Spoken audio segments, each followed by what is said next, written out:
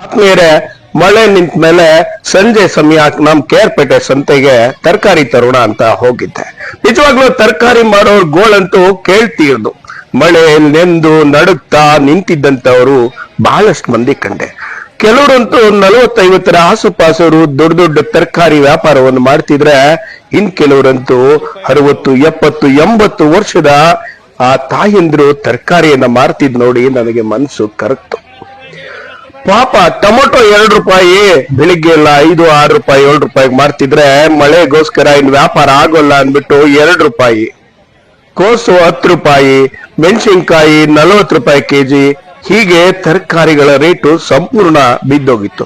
ಹಾಗೆ ನಾನು ಕೇಳಿದಾಗ, ನಾವು ಬೇರೆ ಸಂತೆಗೆ ಹಾಕೋಕ್ಕಾಗಲ್ಲ ಸರ್, ಅದಕ್ಕೆ ನಾವು ಇವತ್ತೇ ಕೊಟ್ಬಿಡ್ತೀವಿ, ಹೋದಷ್ಟಕ್ಕೆ ಹೋಗ್ಲಿ ಮತ್ತೆ ವಾಪಸ್ ತಗೊಂಡೋಗಲ್ಲ ಅಂತ. ಬೆಳಿಗ್ಗೆ 1000 ತಂದು ಬಂಡವಾಳ ಹಾಕಿರ್ತಾರೆ, ಅದೇನೋ 400-500 ಸಂಜೆ ಹೊತ್ತಿಗೆ ಮಿಕ್ಕುತ್ತೆ ಅಂತ ತಾಯಂದ್ರು ನೋಡಿ ನಿಂತಿದ್ದಾರೆ ಮಳೆಯಲ್ಲಿ ನಡುತ್ತಾ. 60-70 ವರ್ಷದ ಈ ತಾಯಂದರಿಗೆ ಪಾಪ ಮನೇಲಿ ನಿನ್ ಕಷ್ಟ ಇದೆಯೋ ಗೊತ್ತಿಲ್ಲ. ನೋಡಿ, ಅಜ್ಜಿ ಅಂತೂ ಒಂದ್ 85-90 ವರ್ಷ ಆಗಿದೆ.